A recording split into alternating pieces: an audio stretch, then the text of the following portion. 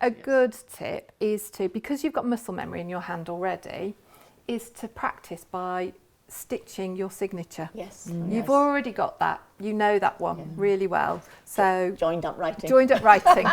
Joined up writing. Do Do rows and rows of joined up writing. I just do it fairly slowly. That's the thing. You gradually speed up. speed. You speed up. No. Yeah. Lovely.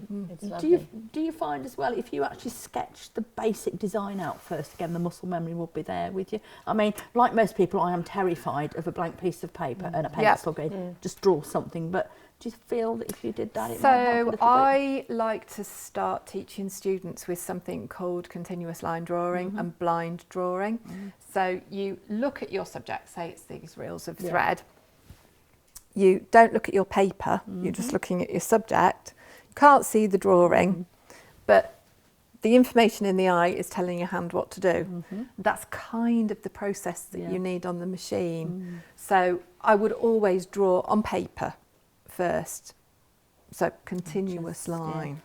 I wouldn't draw on the fabric though and try and trace around that, because that makes you quite stilted. Is that, I mean, that would be quite tempting, I think, for anybody trying to replicate what you're trying to do, is to sketch it out on the fabric first. I agree, that is tempting, but you put pressure on yourself to follow that line. Yes, agreed. And so you kind of, if I've gone off line a little bit, that's when you feel you've gone wrong.